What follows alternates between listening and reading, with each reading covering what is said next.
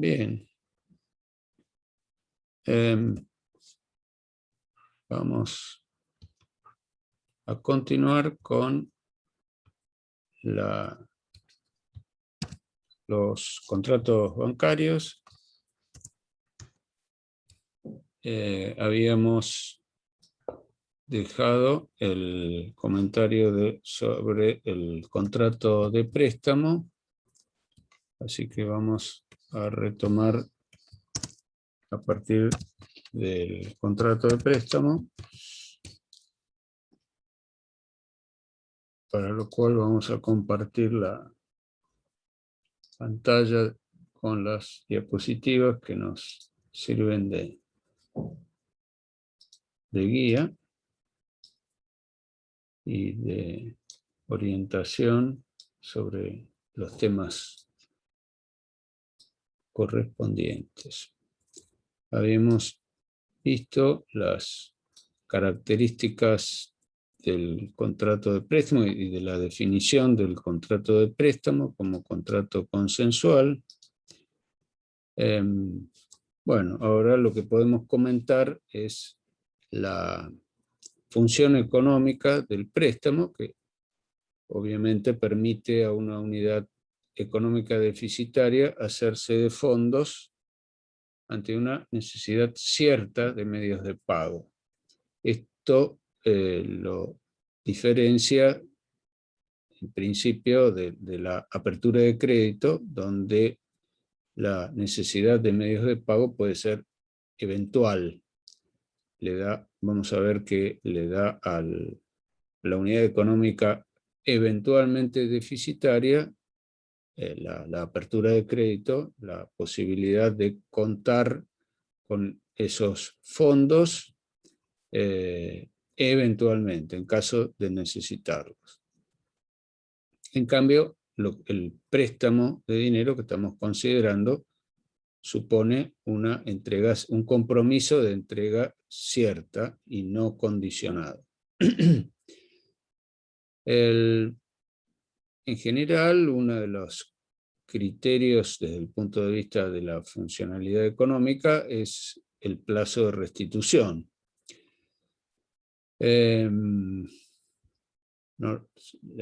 Cuando el préstamo es a corto plazo, vamos a ver más adelante, en el balance del tomador del préstamo se registra como un pasivo corriente.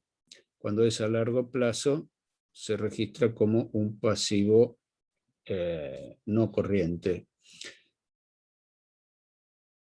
Existe por parte del Banco Central normas que establecen la necesidad de que los bancos desconcentren los riesgos, por lo tanto no pueden concentrar toda su capacidad prestable. Recordemos que la capacidad prestable de los bancos se origina en los depósitos que captan.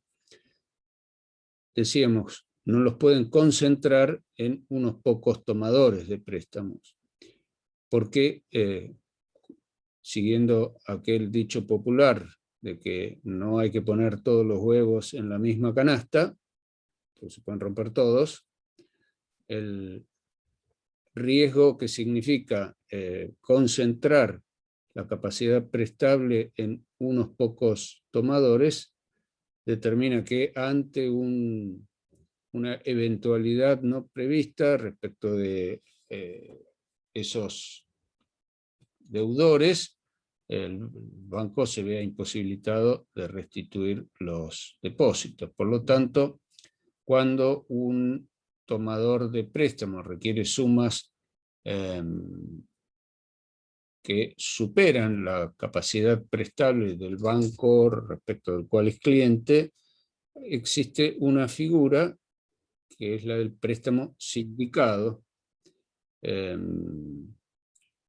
que permite coordinar un proyecto de financiación con más de un banco. Por lo tanto, el préstamo puede presentar estas particularidades de ser otorgado en conjunto por una pluralidad de prestamistas. Y luego, en este orden de necesidades económicas, cuando el monto de la necesidad financiera es muy elevado, existe la figura que hemos visto fuera ya del ámbito del mercado financiero, la vimos y le pasamos revista en el marco de las operaciones del mercado de capitales. Existen las obligaciones negociables, que son títulos de deuda que emite una unidad económica deficitaria con el propósito de que una pluralidad de inversores suscriban esos títulos. Bien. Otra de las variantes del mutuo, dentro de las cláusulas que en particular puede incluirse dentro del mutuo, están reguladas fuera del capítulo de los préstamos bancarios, sino que están regulados o descriptas estas cláusulas admisibles en el capítulo donde se legisla sobre el préstamo común, el mutuo común de dinero. Lo tenemos en el artículo 1531, donde se establece expresamente la posibilidad de pactar cláusulas que en algún momento pudieron ser objeto de duda si eran legítimas o no. Uno de estos casos es la cláusula que establece que la tasa de interés puede consistir en una parte o un porcentaje de las utilidades de un negocio o actividad. En principio, el interés es una suma adicional que se compromete a restituir el tomador del préstamo, que se calcula como un porcentaje fijo o variable, en el sentido que puede tomar como referencia algún parámetro. Por ejemplo, el Banco Central publica estadísticas sobre la evolución de las tasas pasivas, que constituyen uno de los costos de los bancos, las tasas que los bancos pagan por sus depósitos. Entonces, una cláusula frecuente puede ser establecer que la tasa de interés consiste en un porcentaje X puntos por encima de lo que constituye de lo que resulte el promedio de las tasas pasivas, según algunos de los índices estadísticos que publica el Banco Central. Esa es la variante normal. Ahora, esta cláusula de la que habla el artículo 1531 consiste en apartarse de esa modalidad y establecer la retribución como un porcentaje no ya del capital prestado, sino de las utilidades que produzca el negocio. Esto en algún momento, más bien, esto guarda una similitud bastante marcada con el contrato de sociedad, cuyo objeto es participar en las utilidades de un negocio. Dadas las circunstancias y dadas las propias cláusulas limitativas dentro del contrato de sociedad, recordemos que el artículo 13 de la ley 19.550 establece algunas cláusulas que no pueden ser objeto del contrato de sociedad. El legislador en esta oportunidad consideró necesario aclarar que esta cláusula, que pone al contrato de mutuo en una posición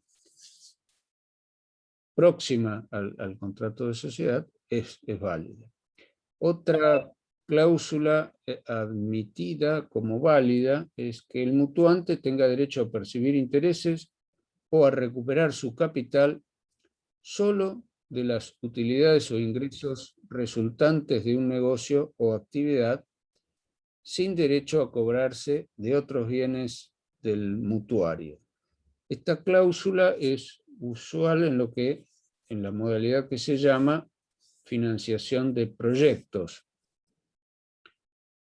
Ustedes tienen presente que esto implica apartarse del principio general según el cual el patrimonio completo del deudor es la garantía de pago a sus acreedores. Incluir una cláusula de estas características en un contrato de mutuo supone establecer una limitación respecto dentro del patrimonio del deudor que se utiliza en casos muy especiales. Bueno, otra cláusula usual que ha causado menos dificultades en cuanto a aceptación es que el mutuario deba dar a los fondos un destino determinado. Luego hay otra disposición, el artículo 2575, que establece la posibilidad, luego de legislar los privilegios. Ustedes saben que un privilegio es una causa de justificación para que un acreedor, en caso de insuficiencia de un patrimonio, un acreedor pueda cobrar un crédito determinado con prioridad a otros acreedores. Los acreedores que no tienen ninguna prioridad se denominan acreedores quirografarios, y los que tienen alguna se llaman acreedores privilegiados. Los privilegios pueden derivar o bien de la ley, cuando se trata de alguna circunstancia especial, o pueden derivar de una convención, como cuando se trata de constituir un privilegio sobre un bien inmueble, derecho que se conoce como hipoteca, o sobre un bien inmueble, derecho que se conoce como prenda. Luego de legislar los privilegios, el artículo 2575 establece lo contrario, que es que un acreedor puede renunciar al orden que le corresponde, aun cuando fuere quirografario. El texto legal dice que el acreedor y el deudor pueden convenir la postergación de los derechos del acreedor respecto de otras deudas presentes o futuras.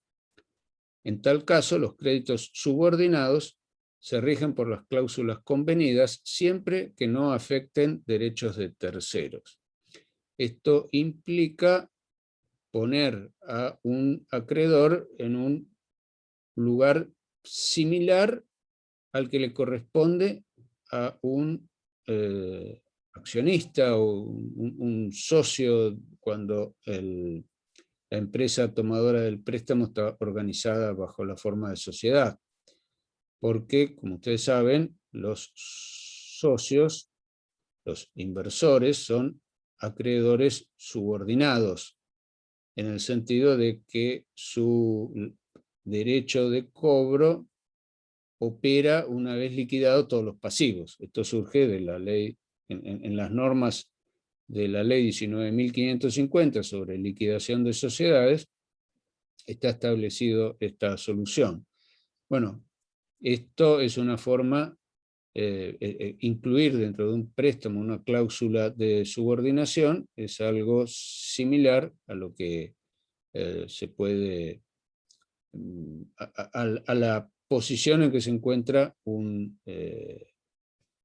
socio de una sociedad.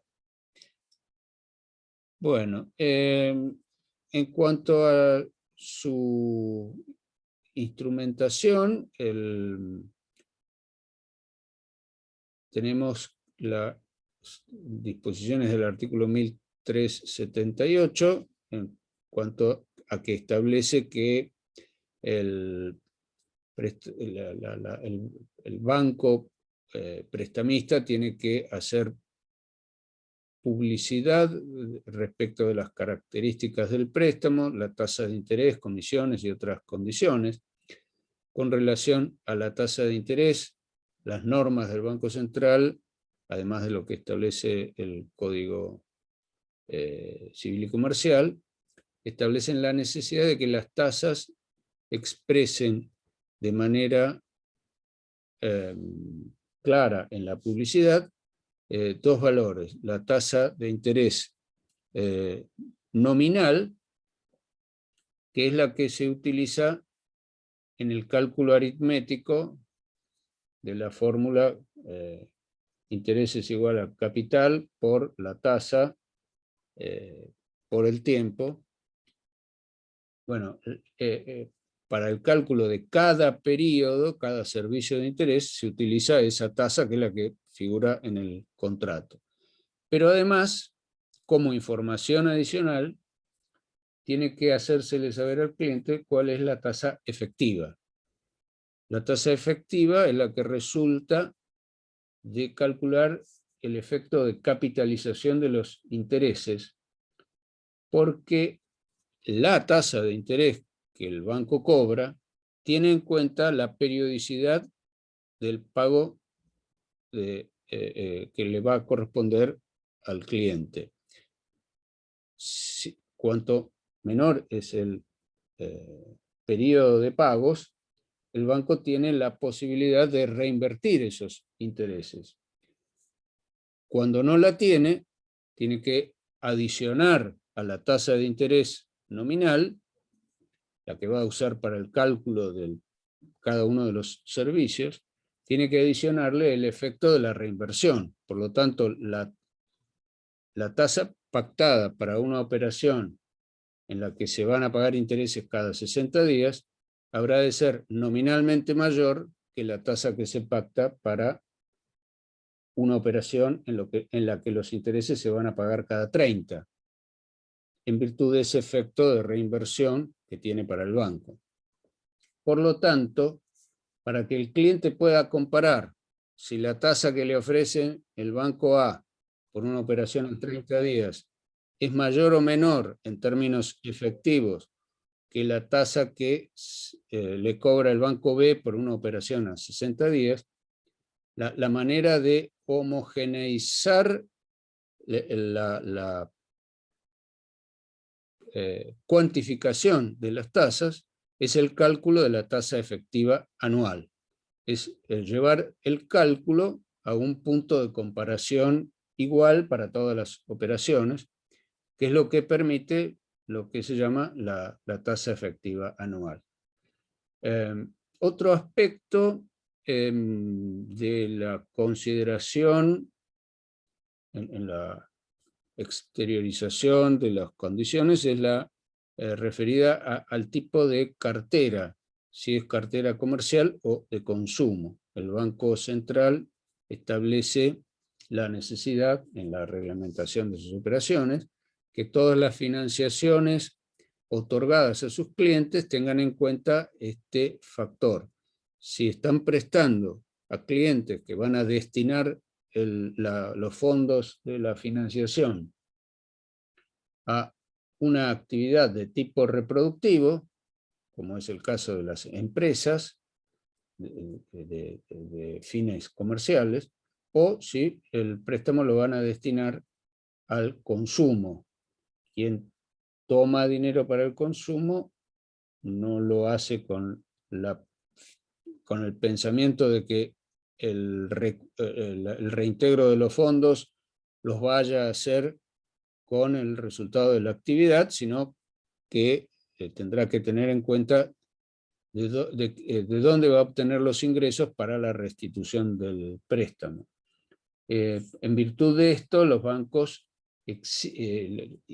según las exigencias del propio Banco Central, exigen requisitos diferentes al tomador, si el tomador corresponde a la cartera comercial o si el tomador del préstamo corresponde a la cartera de consumo. En el primer caso le va a pedir que presente balances y que justifique un flujo de fondos, con qué fondos estima que va a poder repagar ese préstamo, y si el tomador es un cliente de la cartera de consumo, le va a pedir que justifique sus ingresos regulares. Le va a pedir un recibo de sueldos, le va a pedir un recibo de una jubilación, etc. Bueno, tal como ya habíamos tenido oportunidad de comentar, la operación en su fase preliminar se inicia en una solicitud firmada por el cliente, que luego es aprobada por alguna autoridad del banco. El artículo 1380 establece que se le tiene que, una vez concretado el préstamo, se le tiene que otorgar una copia al cliente, y se instrumenta en un contrato que en la mayor parte de las veces las reglas del contrato son las contenidas en la solicitud, que luego resulta aprobada, y además se utiliza en la práctica la firma de un pagaré, que es un título de crédito, que, como ya dijimos, tiene asegurado la posibilidad de un recupero a través de un procedimiento de cobro denominado ejecutivo, que es un procedimiento más rápido en el sentido de que queda acotada la posibilidad por parte del deudor de oponer excepciones. Se limitan las excepciones que puede oponer el cliente.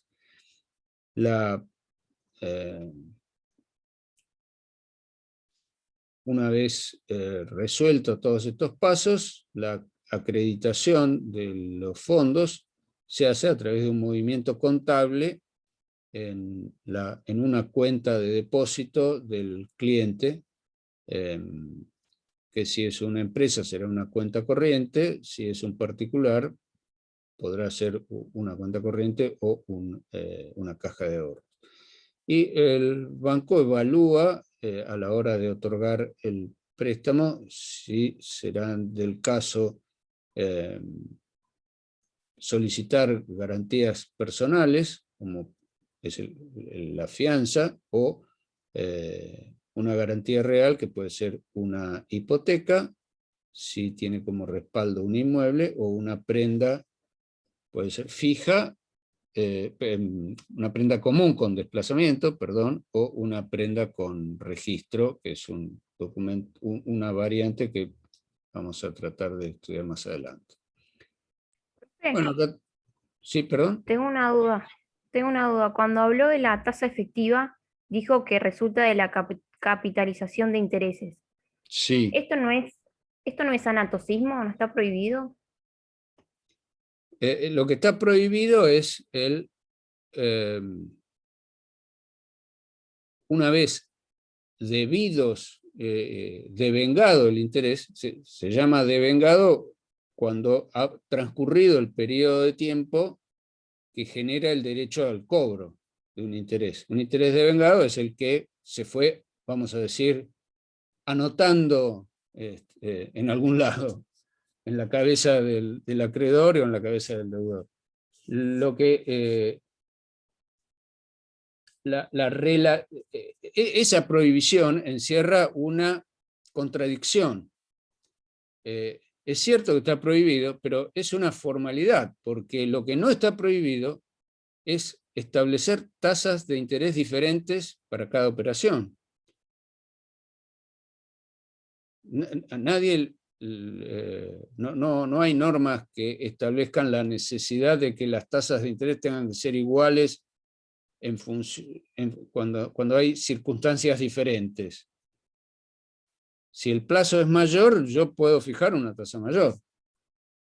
¿Por qué fijo una tasa mayor? En virtud de esto. Ahora, luego resulta que tenemos dos normas contradictorias, en el sentido de la funcionalidad económica de la operación. Gracias. No, por favor. Bueno, estábamos analizando la visualización contable de las operaciones de préstamo, cómo aparece registrado en un balance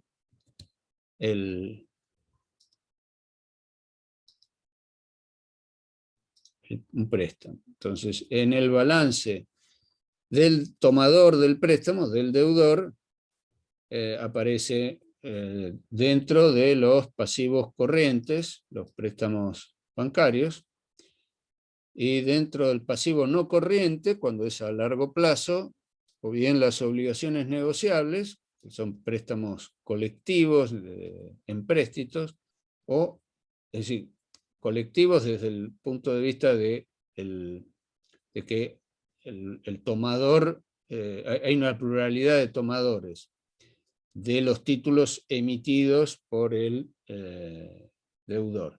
Y los préstamos sindicados cuando actúan una pluralidad de prestamistas en forma coordinada. Desde el inicio, en la obligación negociable, los tomadores se van sumando a una oferta colectiva. En cambio, en el préstamo sindicado se organiza desde el inicio que los prestamistas habrán de ser más de uno. Y los préstamos subordinados, acá los tenemos colocados en el patrimonio neto, aunque en las reglas contables en realidad no aparecen en el patrimonio neto, pero funciona como si estuvieran en el patrimonio neto porque cobran a la cola de los demás acreedores. Bueno, vamos a pasar a la figura del descuento bancario, que está regulado, está definido y contiene además algunas disposiciones regulatorias en el artículo 1409 del Código Civil y Comercial. La definición del contrato dice así: el contrato de descuento bancario obliga al titular de un crédito contra terceros a cederlo a un banco y a este, o sea, al banco, a anticiparle el importe del crédito en la moneda de la misma especie conforme con lo pactado. Agrega lo siguiente: el banco tiene derecho a la restitución de las sumas anticipadas, aunque el descuento tenga lugar mediante endoso de letras de cambio, pagarés o cheques, y haya ejercido contra el tercero los derechos y acciones derivados del título. Bueno, acá tenemos un contrato que, desde el punto de vista de la funcionalidad económica, supone, igual que en el contrato de préstamo, una entrega de dinero por parte del banco hacia un sujeto que tiene una necesidad de medios de pago. Pero lo particular de este contrato es que el tomador de los fondos tiene que tener a su vez un crédito contra un tercero. O sea que acá va a aparecer un tercer sujeto, además del dador del préstamo y del tomador del préstamo.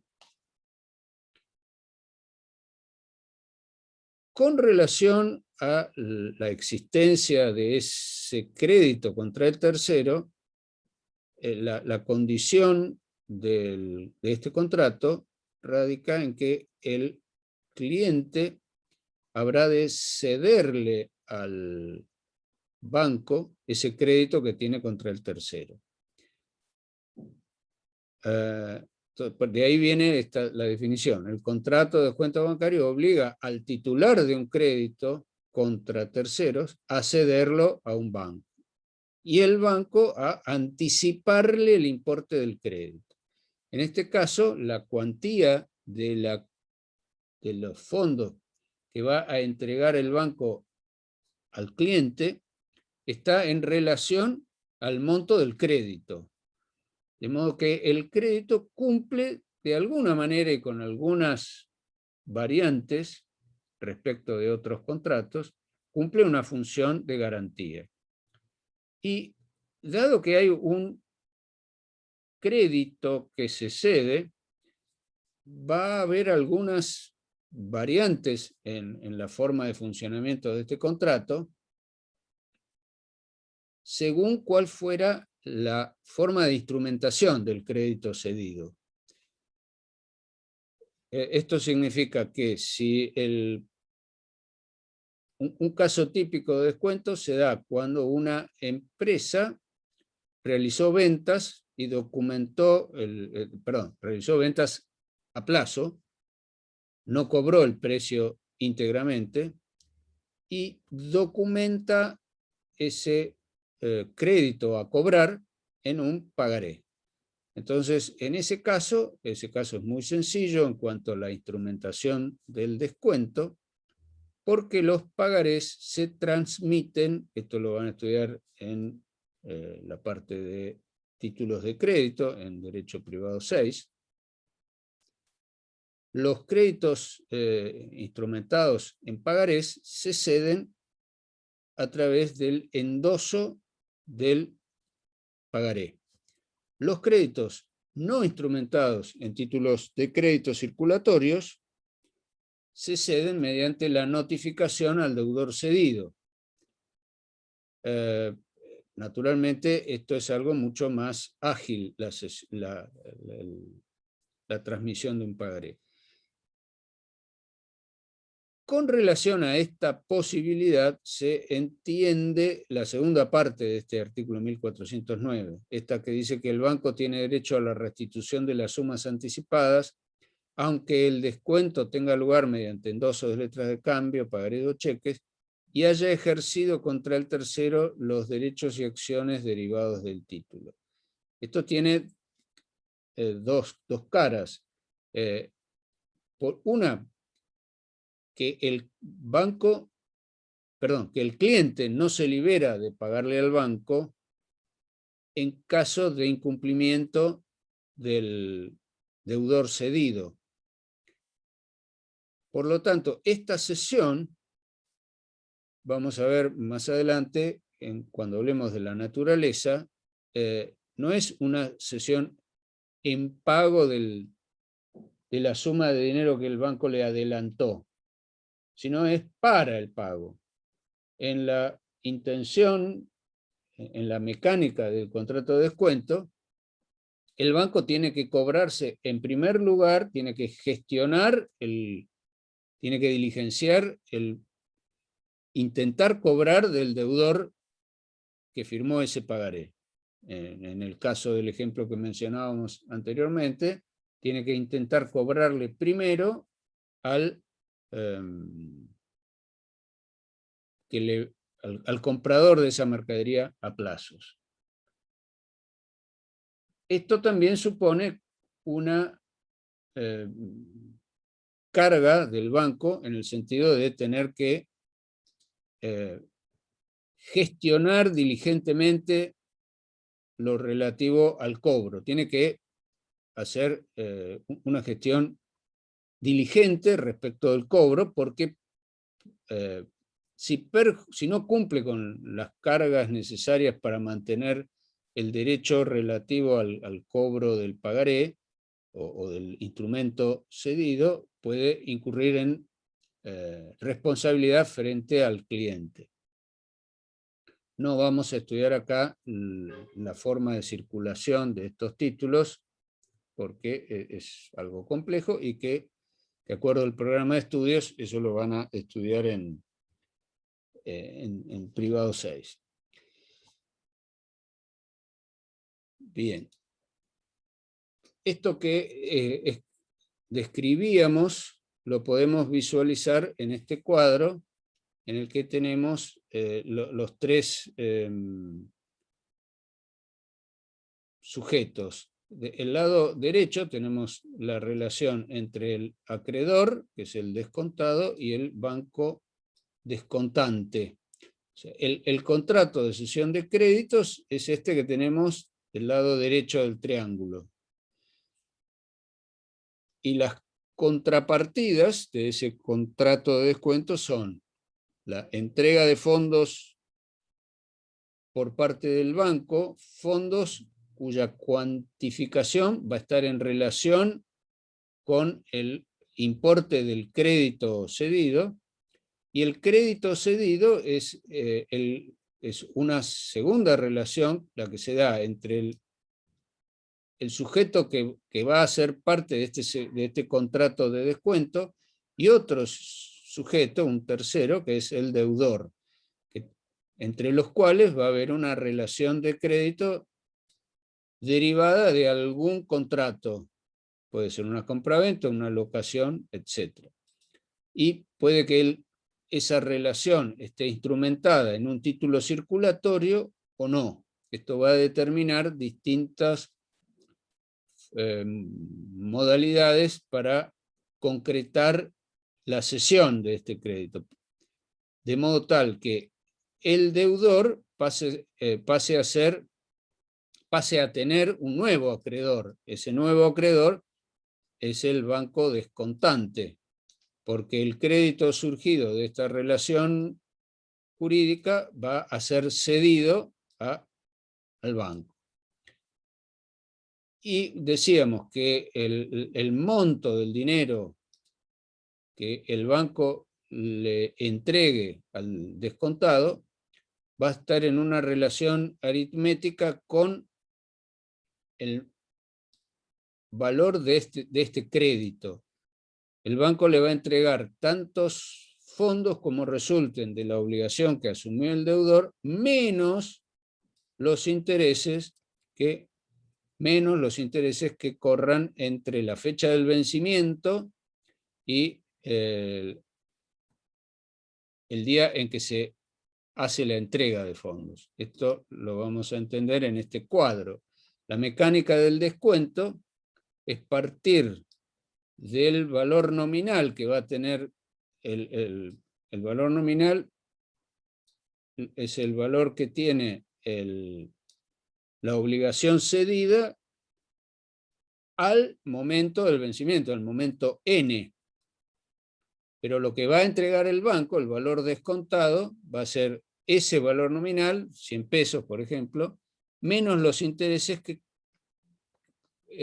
corran entre el día del vencimiento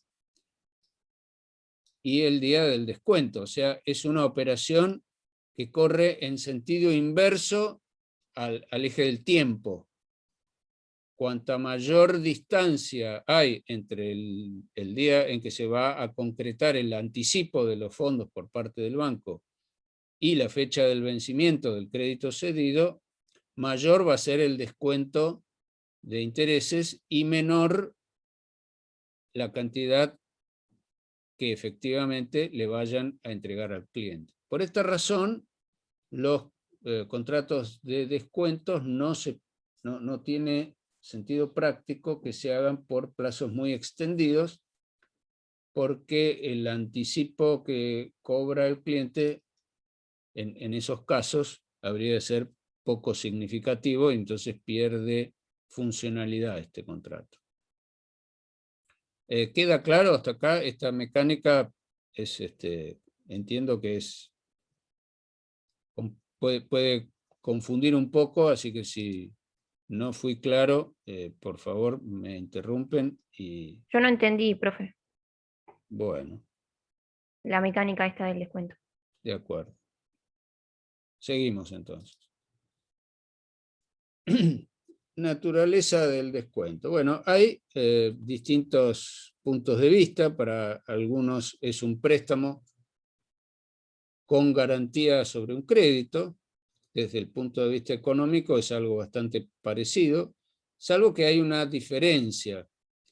En la cesión en garantía, que está regulado en el artículo 1615 del Código Civil y Comercial, que establece que la cesión de cuando la cesión de créditos es un contrato, una estructura formal que puede obedecer a distintas razones. Alguien puede ceder un crédito a otro sin exigirle nada a cambio, en cuyo caso la cesión se rige por las normas de una donación.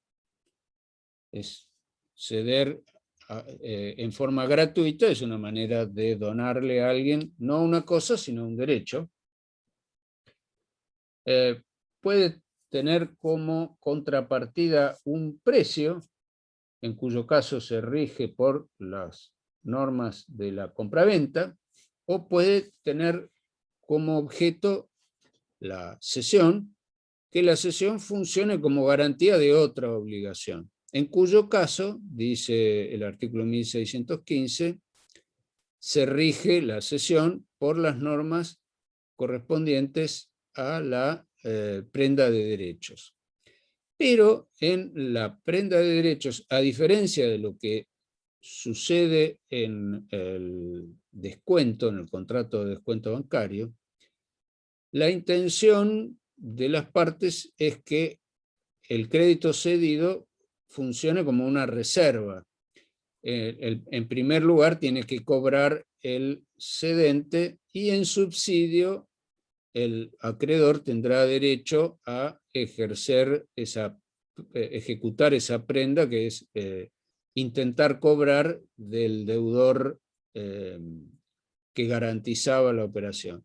En cambio, en el descuento se da esta tercera situación, que es la cesión para el pago de la deuda, que tiene una diferencia con la cesión venta. Al ser una cesión en pago de una deuda, en la cesión venta se libera al cedente. Es el caso contemplado por el artículo 1628 del Código Civil y Comercial, en la que el cedente solamente responde por la existencia y legitimidad del crédito, pero no por la eventual insolvencia. En este caso, esto es la compra del crédito es una operación, podemos decir, especulativa en un sentido.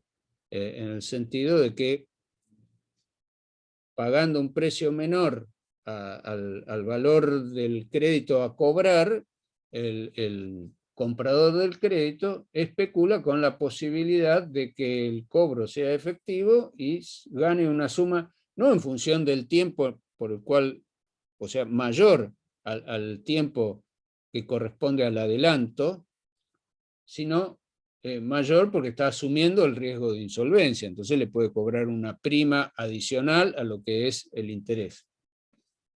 En cambio, en el descuento no se extingue la acción del banco contra el cliente, que es lo que vimos que surge de la segunda parte de la definición del artículo 1409.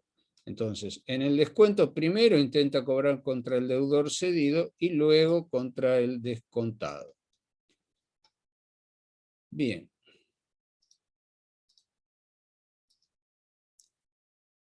La función económica es similar a la del préstamo, pero a diferencia de la situación habitual de un préstamo, en el descuento es necesario que la unidad económica deficitaria tenga un crédito a cobrar de un tercero y que ese crédito no tenga un plazo largo de vencimiento, porque los descuentos a largo plazo no son viables, no tienen sentido económico práctico, porque consumen la totalidad del valor presente del crédito.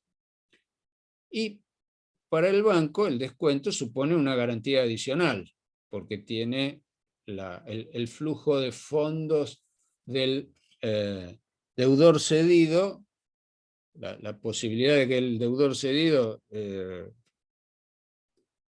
cumpla con la obligación antes que tener que reclamarle al descontado. Bueno, eso constituye un elemento adicional de garantía. Bueno, según la forma en que esté documentado o no el crédito a descontar, tenemos que el descuento va a ser diferente en los casos de que el crédito cedido fuera un título circulatorio como un pagaré, una letra de cambio o un cheque. En estos casos, a todos los requisitos propios del préstamo común se le suma la necesidad de ceder el crédito. Acá veo que me hacen una pregunta. Aparte de obtener una financiación, ¿cuál sería el objetivo de los descuentos si el banco igual, en caso de no pago del cliente, va a ir contra quien efectuó el descuento?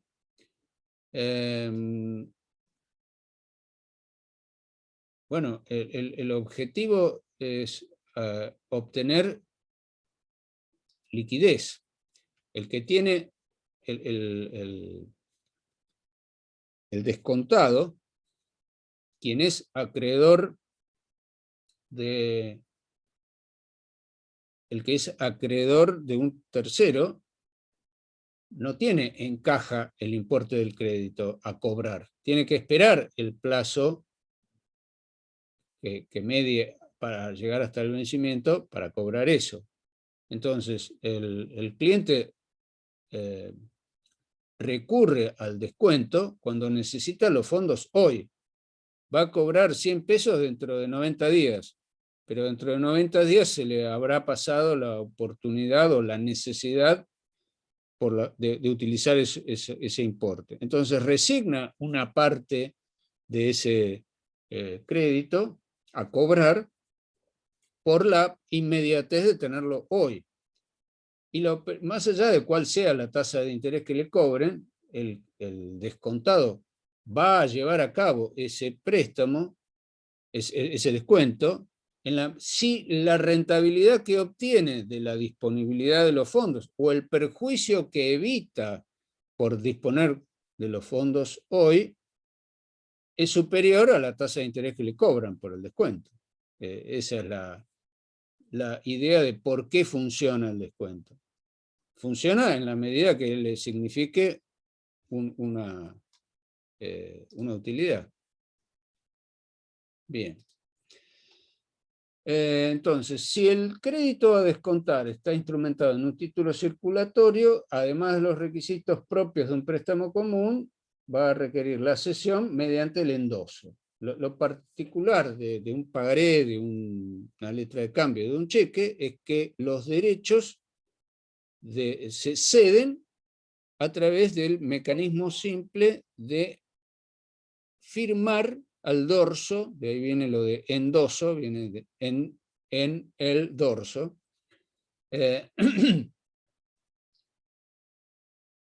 ¿Por qué no es necesaria la notificación al deudor cedido? ¿Cómo se entera el deudor que ya no le tiene que pagar a su acreedor originario, sino que le tiene que pagar, en este caso, al banco?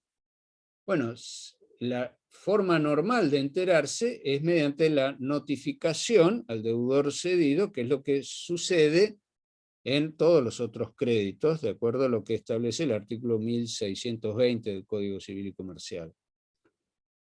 En cambio, cuando un deudor firmó, además de la documentación que pudiera existir respecto de la relación jurídica de base, la compraventa, la locación, de la cual surge una deuda que se documenta en un pagaré, cuando se pone a circular un pagaré, dado que el pagaré circula mediante esta modalidad del endoso, que es una circunstancia que surge sin que tenga conocimiento el librador del pagaré, el firmante, el obligado. Bueno, en virtud de esta circunstancia, de que el firmante del pagaré no sabe al día del vencimiento quién va a ser su acreedor legitimado, el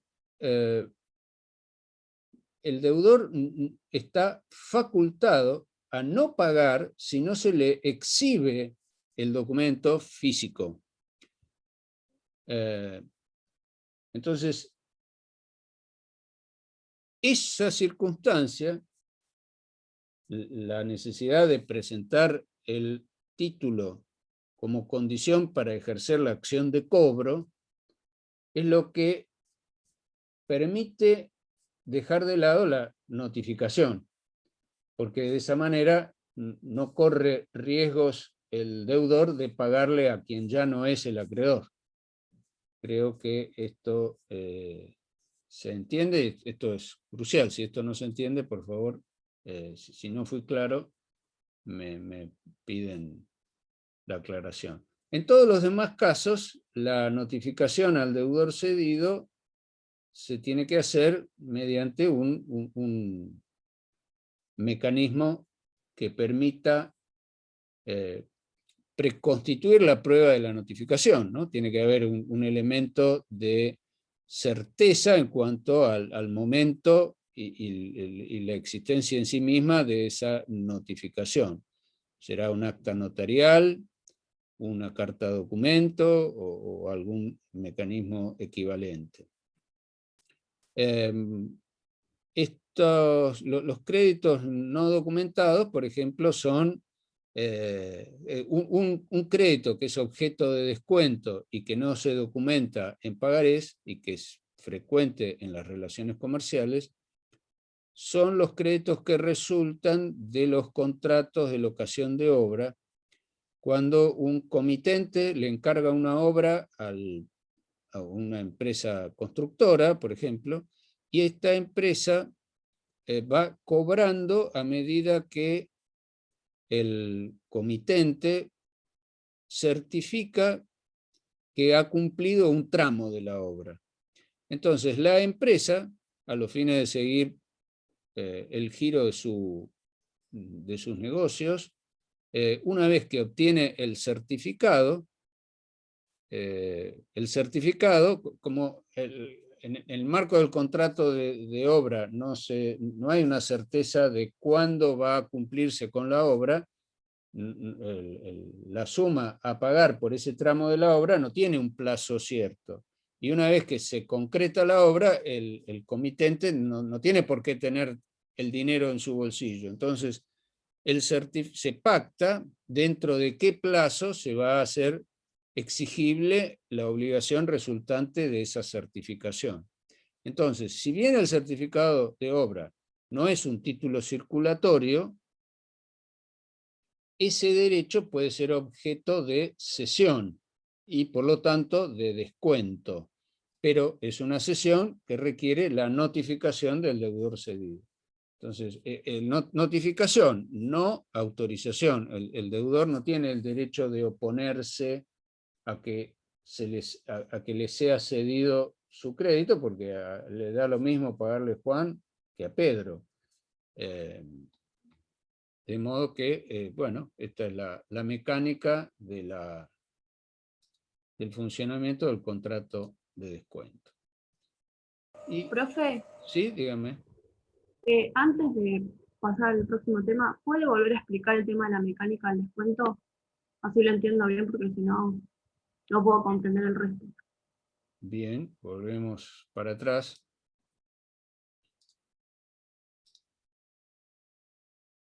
O más bien, en todo caso, pídame aclaración en cuanto a qué parte de la operación recordemos. Vuelvo para atrás, pero acláreme en qué puntos se trata. Sería la próxima filmina que dice mecánica del descuento. Perfecto. Bien, bien. Bueno, el crédito cedido, alguien compró mercadería y quedó debiendo 100 pesos. Fue a comprar un televisor, le venden el televisor 100 pesos y no paga.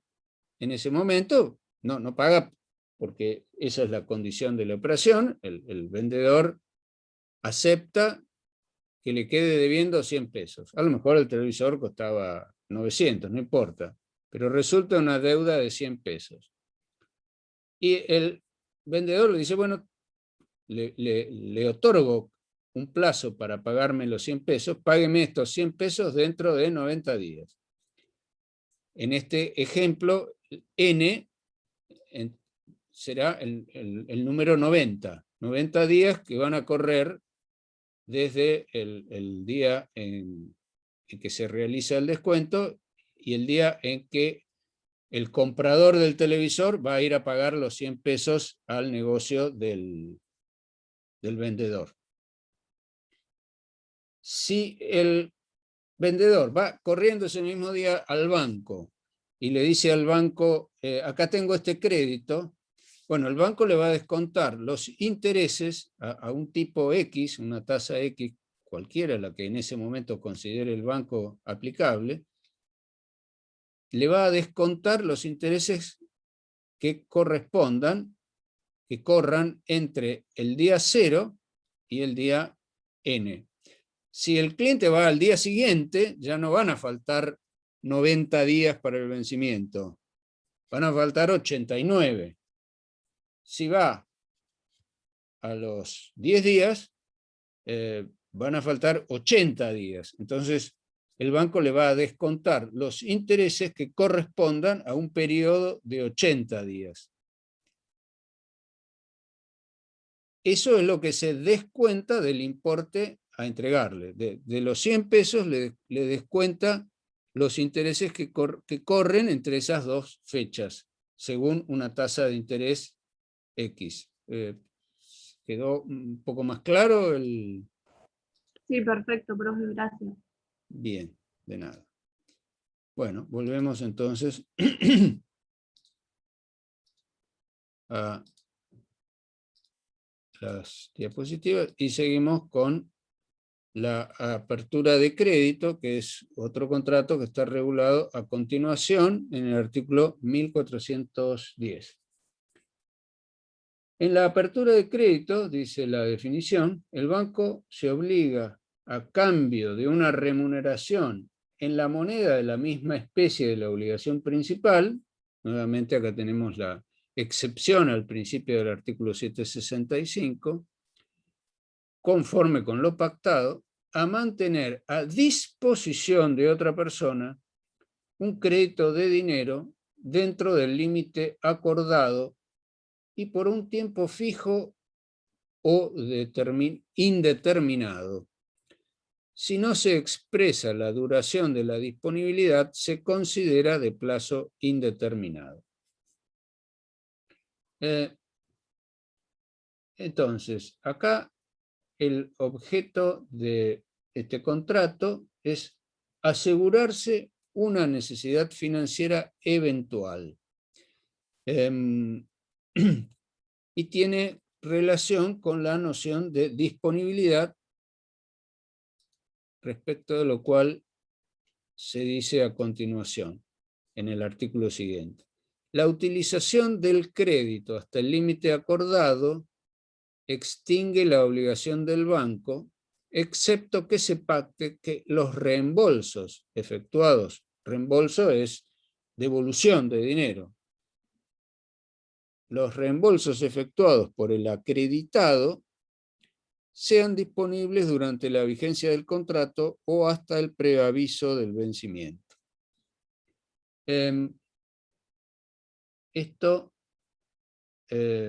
significa lo siguiente. Si yo sé que tengo que pagar el aguinaldo, el sueldo anual complementario el 1 de julio, y no tengo dinero en caja, ni tengo créditos a cobrar antes del 1 de julio, voy al banco y pido un préstamo. Ahora, y el banco se compromete a entregarme los fondos hoy, o eventualmente en algunas operaciones complejas, como decíamos, normalmente no hay una separación en el tiempo entre la aceptación de la solicitud por parte del banco y la materialización de la entrega del dinero. Normalmente eso se da en forma simultánea, dado que el acuerdo de voluntades supone dos voluntades. Primero tenemos la del cliente y luego la del banco. Una vez que el banco evaluó las condiciones y lo aceptó la solicitud, inmediatamente procede a la entrega. Pero acá el matiz es sutil, porque el compromiso que el banco quiere, perdón, que el cliente quiere por parte del banco, es el de saber que si requiere los fondos, supongamos que ya no estamos frente a una obligación que va a vencer dentro de 15 días, 10 días, sino que estamos frente a una obligación que puede aparecer o no dentro de un plazo un poco mayor. La unidad económica eventualmente deficitaria no puede programar con tanta claridad si va a disponer o no de fondos. Supongamos en este ejemplo que el tomador de la financiación no tuviera claro si no va a poder pagar el segundo aguinaldo, el de diciembre. Hoy no sabe qué es lo que va a tener en diciembre, entonces eventualmente le puede convenir tener una línea de crédito abierta, crédito en el sentido etimológico de la palabra crédito. Créditos viene de creer, de confiar y de tener esa... es algo que apunta al futuro necesariamente. Entonces, el cliente puede, le basta, en este caso, tener la certeza de que si se le hace exigible esa necesidad, entonces va a contar con la cobertura del banco. Y este compromiso del banco, si el banco acepta esta solicitud, es lo que se conoce como disponibilidad. Disponibilidad que es una noción diferente de la de tener en presente.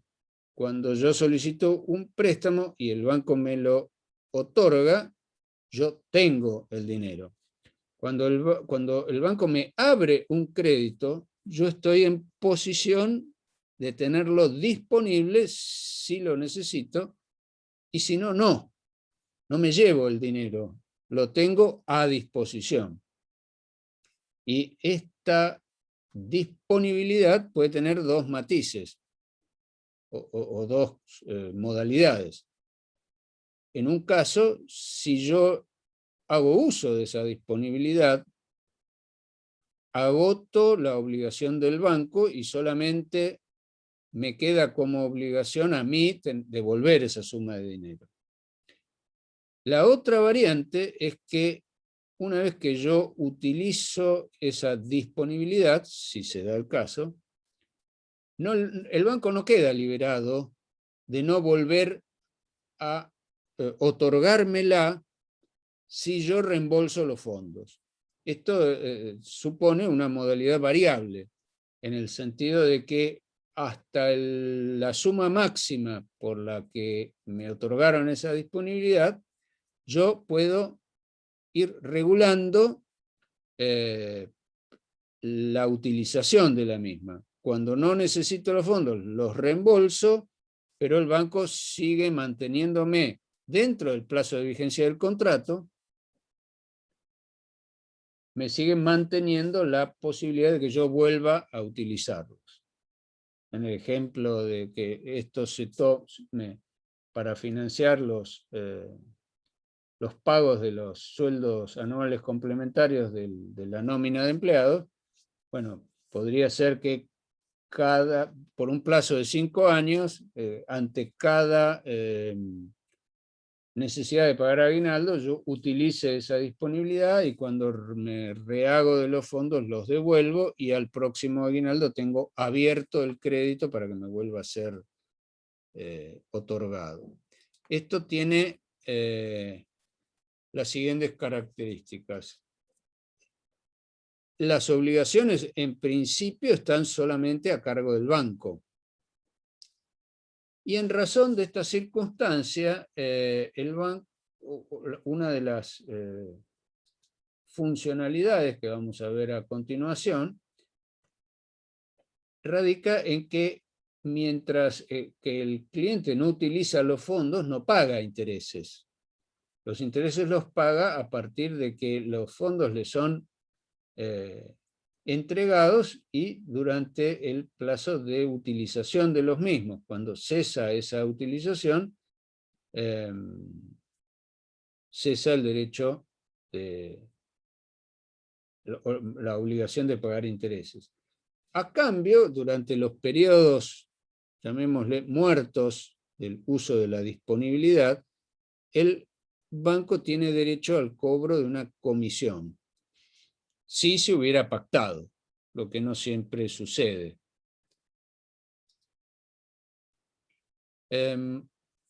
Entonces, la función económica es otorgarle una seguridad a quien no está en una situación cierta de que le falten medios de pago para atender un compromiso o un negocio, sino que esa necesidad es eventual y evita el pago de intereses innecesarios, pero tiene como contrapartida que durante el periodo de disponibilidad, cuando el cliente no utiliza los fondos, el banco tiene derecho al cobro de una comisión que naturalmente es inferior al monto de la tasa de interés.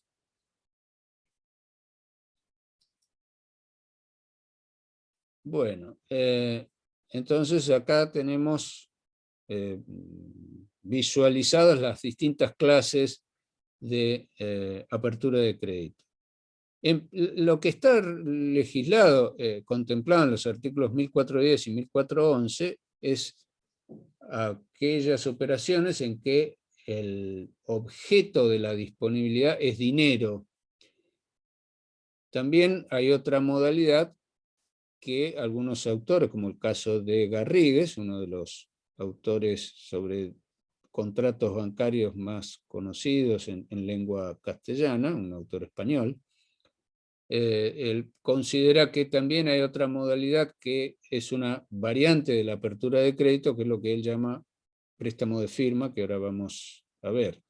Lo que regula explícitamente el Código Civil y Comercial es la apertura de crédito que tiene por objeto entregas eventuales de dinero. Y según vimos, se clasifica o puede tener dos modalidades. Simple, que es la apertura de crédito en la que se extingue la obligación del banco con la primera utilización, y renovable cuando esa disponibilidad renace durante el plazo de vigencia del contrato. Y lo que Garrigues llama préstamo de firma es aquel contrato en el cual el banco le deja a disponibilidad del cliente la posibilidad de que le sea exigido el otorgamiento de una fianza o de un aval a favor de un cliente. La fianza es una obligación que asume un tercero ante el acreedor del afianzado por una distinta obligación. Y el aval es una obligación que asume alguien que no es el deudor original, pero que la asume firmando un instrumento circulatorio, como puede ser una letra de cambio o un pagaré. Bueno, en determinados casos, en los procesos licitatorios, O sea, cuando alguien quiere hacer una elección frente a obras complejas, a ver quién le va a cobrar menos por llevar a cabo una obra, hace una especie de concurso donde los eventuales interesados presentan ofertas. Durante ese proceso licitatorio, uno de los requisitos, como todavía no se sabe quién va a ser el adjudicatario, porque todavía no sabemos quién va a presentar las mejores condiciones, que pueden incluir distintos tipos de criterios. Por un lado puede estar con el precio que va a cobrar, pero puede haber otros factores técnicos en cuanto a la realización de la obra que puedan ser más importantes para el comitente de la obra. Entonces hay que evaluar cuál es la mejor oferta. Y durante ese proceso, el comitente de la obra quiere tener la seguridad de que cuando llegue el momento de la adjudicación, el adjudicatario mantenga las condiciones ofrecidas. Para eso se le solicita, antes de que se le pida una garantía, porque todavía no se sabe si va a resultar adjudicatario o no de la obra. Entonces es de estilo que se le pida una carta de intención de un banco en la que el banco diga: si fulano resultara adjudicatario de la obra, yo lo voy le voy a afianzar sus obligaciones, o voy a garantizar que va a aceptar la oferta. Entonces, estas son obligaciones eventuales que guardan una manifiesta analogía con la apertura de crédito de dinero. Acá el contenido del crédito no es dinero, sino de firma, en el sentido de asumir una obligación en el futuro. Bueno, ¿cómo se documenta y se instrumenta este contrato? Este contrato plantea una diferencia importante respecto de la instrumentación de los contratos de préstamo, que es la indeterminación de la deuda eventual que al momento de la celebración existe, porque no se sabe, en primer lugar, no se sabe si en algún momento el beneficiario de la disponibilidad la va a utilizar o no. O sea, una cosa es ser, en el momento de la celebración del contrato, el cliente del banco, de un contrato de esta naturaleza, de apertura de crédito, el cliente no le debe nada al banco. Y no se sabe si le va a deber y cuánto puede llegar a deberle. Entonces existen distintos mecanismos. Por otro lado, está el problema de la posibilidad de garantizar estos préstamos. Existe, respecto de las garantías reales, el requisito,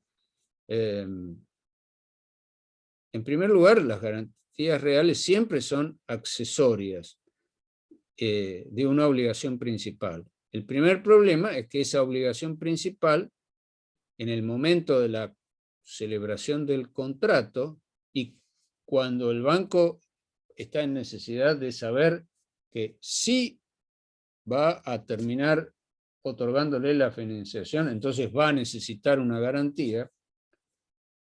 Ahí viene el primer problema. ¿Se pueden garantizar obligaciones? ¿Puede alguien, al momento en que alguien no es deudor, constituir una garantía a favor de esa deuda que todavía no existe? Bueno, el artículo 2187 admite la posibilidad de garantizar créditos eventuales. La segunda dificultad está referida al requisito de la especialidad en cuanto al crédito, que está regulado por el artículo 2189. Se cumple el requisito de la especialidad si yo voy a constituir una hipoteca respecto de una deuda que hoy todavía no existe. Bueno, el artículo 2189 contesta afirmativamente en el sentido de que se puede siempre que se individualice el contrato en virtud del cual puede nacer esa obligación a garantizar. O sea, si el contrato establece la posibilidad de que resulte una deuda eventualmente, entonces el requisito de la especialidad se da por cumplido.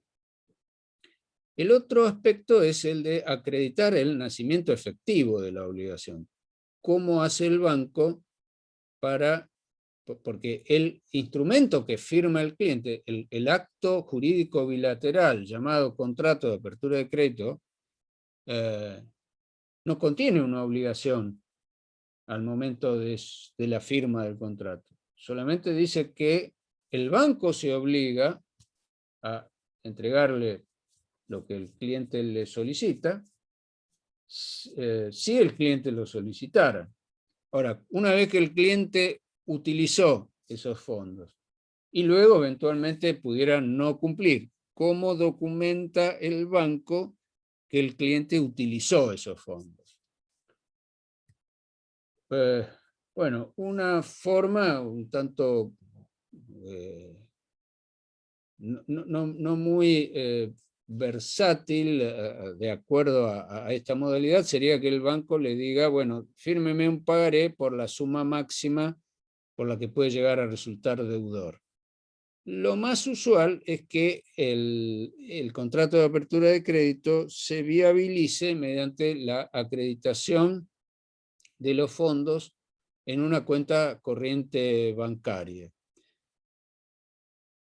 Contrato que le permite al banco, en caso de que el deudor no cumpla con la restitución de los fondos utilizados, es la emisión del certificado de saldo deudor que vimos la clase pasada.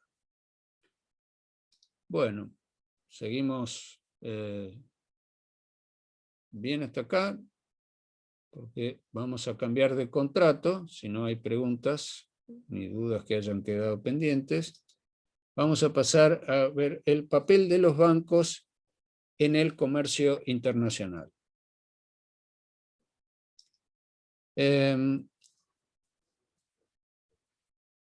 Los bancos prestan un servicio en este tipo de contratos donde el comprador y el vendedor están situados en plazas diferentes, lo que crea algunas necesidades particulares.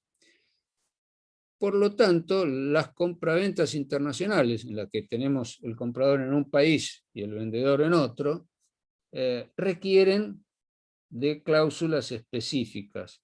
Y vamos a ver que según se utilicen unas u otras cláusulas, los bancos pueden tener un rol en esas operaciones. Una de las, sí tenemos toda una gran variedad de cláusulas, pero las más usuales son las llamadas cláusulas SIF, la cláusula FOB y la cláusula FAS. Y el otro aspecto que vamos a analizar es específicamente referidos al rol de los bancos, es que los bancos pueden facilitar las alternativas que presenta el contrato de compraventa cuando se da entre sujetos de distintos países a través de la intermediación en los pagos. Puede facilitar el mecanismo del pago y las seguridades respectivas a través de un instrumento que se conoce como carta de crédito documentario, o bien otro mecanismo que es el de las letras documentadas. Entonces tenemos la definición de compraventa internacional como aquella en la que los sujetos están radicados en distintos países y las particularidades que presentan están referidas al costo del transporte y su incidencia o no en el precio, al momento del punto de transferencia del riesgo sobre la cosa.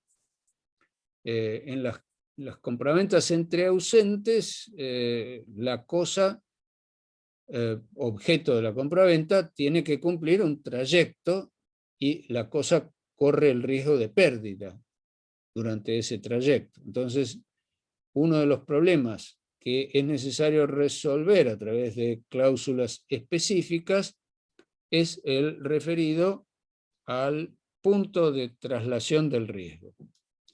Y el otro aspecto es el relativo a las dificultades que presenta la correlación de las contraprestaciones. En una compraventa tenemos que una parte se obliga a entregar una cosa y la otra se obliga a entregar un precio. En un contexto de una operación entre presentes, ese intercambio es simultáneo, ¿no? Cuando vamos al kiosco a comprar una golosina, entregamos ambas partes, el kiosquero y nosotros, nuestras respectivas prestaciones de modo simultáneo.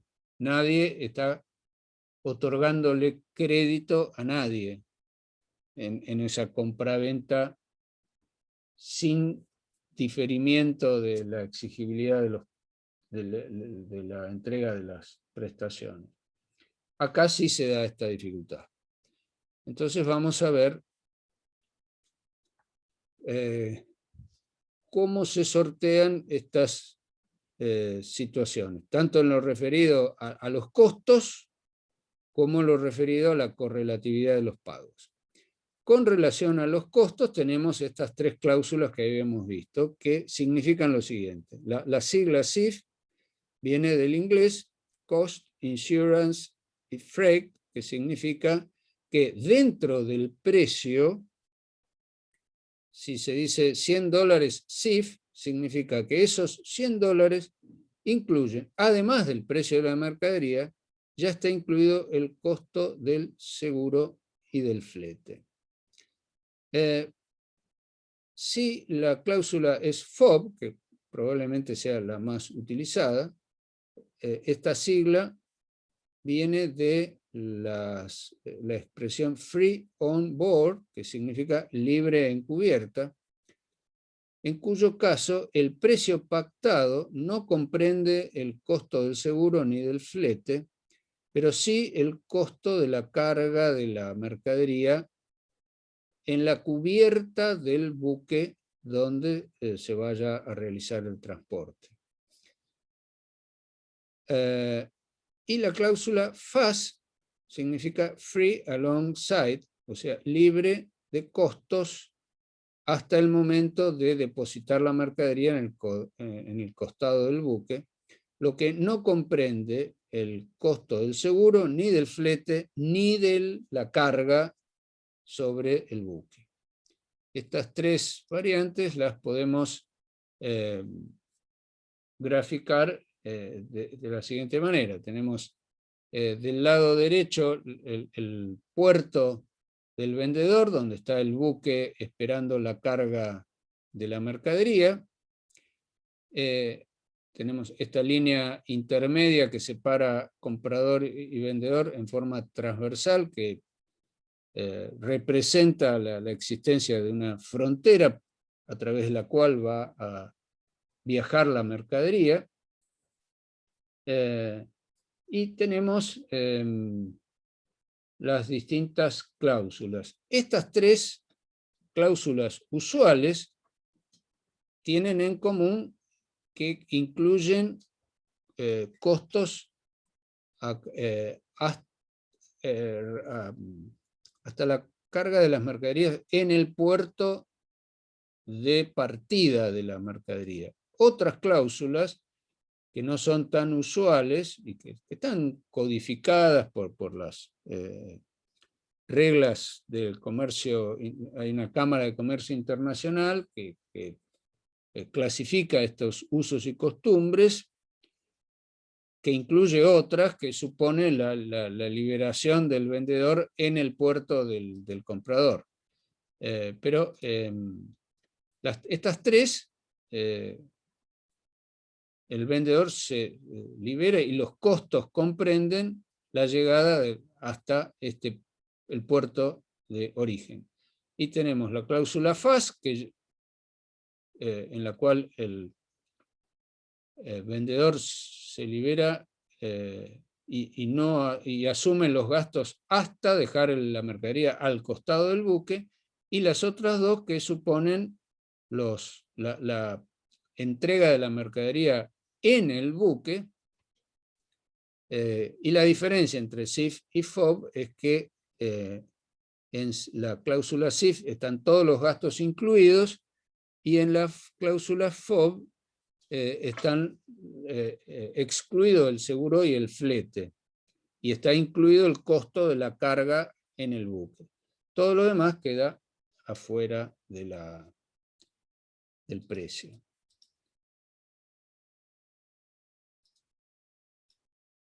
Bueno, el otro aspecto, el de la correlatividad de la entrega de las prestaciones, el precio por un lado y la mercadería por el otro, supone la conveniencia de contar con la participación del sistema bancario en esa, para asegurar a las partes sus respectivos riesgos. Entonces dijimos que había dos variantes, que era la carta de crédito documentario, en la cual el banco asume un rol de garantía frente a las partes, y otra modalidad que se da cuando se prescinde de la carta de crédito documentario porque el vendedor está dispuesto a otorgarle una financiación al vendedor, en cuyo caso lo que se utiliza es una letra de cambio llamada documentada o letra de cambio documentario, en la que se asocia una serie de documentos que debe acompañar la letra para hacer exigible su cobro, y en cuyo caso los bancos cumplen una función de gestión de cobro, no de garantizarlo. Vamos a explicar en primer lugar la figura de la carta de crédito. Para eso tenemos este cuadro. Tenemos la relación de la compra-venta del lado izquierdo del cuadro. Tenemos arriba el comprador que en el marco de una operación internacional se lo conoce como también importador, es el que ingresa una mercadería a su país. Del otro lado, en la parte de abajo de este cuadro, del lado izquierdo, tenemos al vendedor, a quien se denomina exportador, y que están unidos entre sí por una relación de compra-venta. Esta línea gruesa, horizontal, representa el límite entre los dos países de las partes intervinientes. Por supuesto, esto es una simplificación, porque no todos los países tienen una frontera en común, puede que haya un océano en el medio. Esto no lo tomen literalmente, es a los fines de identificar esta circunstancia geográfica de la distancia en la que se encuentran las partes.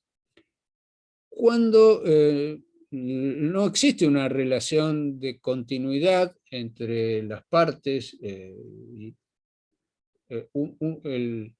importador es un cliente nuevo para el vendedor exportador, es posible que recurra a que las partes acuerden que la operación de exportación se va a llevar a cabo a condición de que el comprador consiga una carta de crédito documentario.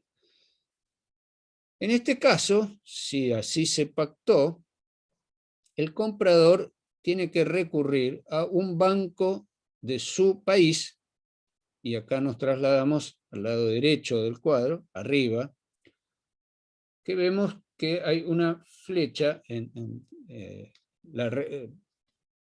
volvamos para atrás para aclarar el sentido de la gráfica del cuadro.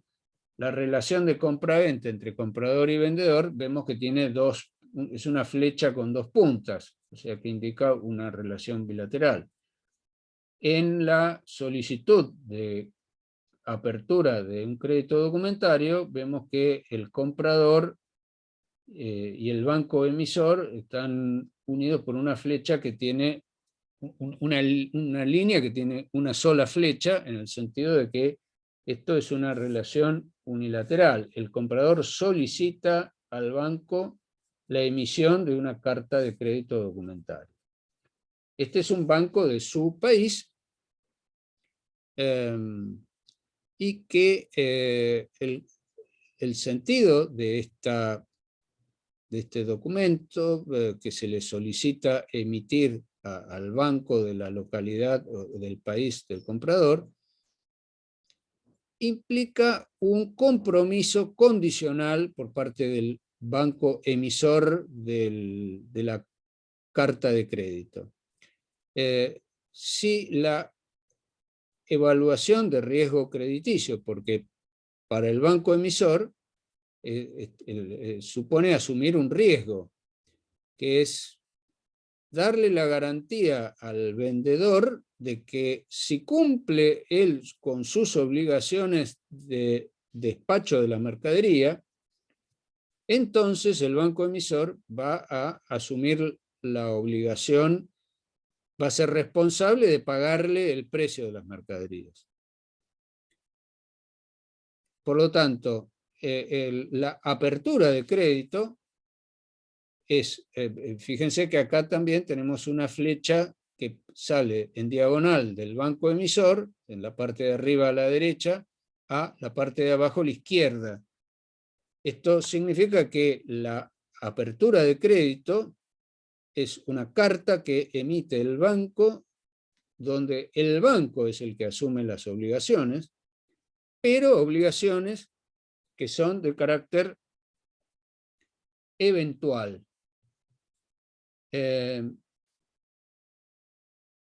¿Cuál es la eventualidad o la condicionalidad? Que el vendedor, por su parte, cumpla con el despacho de las mercaderías. O sea, el vendedor exportador no se desprende de sus mercaderías porque sería muy costoso para él enviarlas al puerto de destino y que luego allí, una vez allí, el comprador diga, no, esta no era la mercadería que yo había pedido, esto no me gusta, ¿verdad? O sí, la mercadería era esta, pero no la puedo pagar, y entonces el vendedor se encuentra en una situación de desventaja. Por la otra, si el comprador le adelantara los fondos al vendedor, está asumiendo el riesgo de que la mercadería no se despache nunca.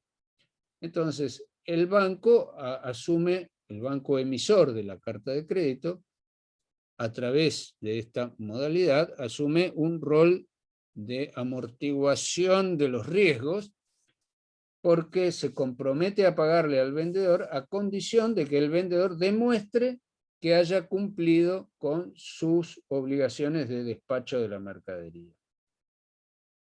Ahora, la palabra, esta palabra documentario, que se añade a la expresión crédito, define la naturaleza de la forma en que el vendedor va a acreditar el cumplimiento de su obligación de despacho de mercadería. Porque el banco no cumple un rol de inspección respecto de la acreditación de esta instancia del cumplimiento de la obligación de despacho de la mercadería, sino que el banco va a tener por cumplida la obligación del vendedor en la medida que el vendedor acredite, una vez que fue informado de la existencia de la carta de crédito, de lo cual se va a enterar a través de la participación de un banco de su país que va a tener una relación de corresponsalidad con el banco emisor. Entonces, esta existencia de la apertura de crédito a favor del vendedor le es informada al vendedor a través de un banco notificador, y una vez que el exportador cuenta con la carta de crédito, procede a despachar la mercadería, y para poder cobrar del banco emisor tiene que cumplir con la entrega de la documentación, y ahí viene lo de crédito documentario, porque la evaluación del cumplimiento de su obligación se va a dar, se va a permitir a través de la evaluación que haga el banco de la documentación demostrativa del cumplimiento de sus obligaciones. Y el alcance de la documentación que habrá de presentarle al banco notificador, para que el banco notificador se la haga llegar al emisor, va a ser según el tipo de cláusula que se utilizó en la compraventa. Se va a tener que agregar más o menos documentación según lo que esté incluido dentro de sus obligaciones de vendedor. En primer lugar, la primera obligación va a ser adjuntar la factura, que es el documento demostrativo del contenido de la obligación, y que incluye el precio a pagar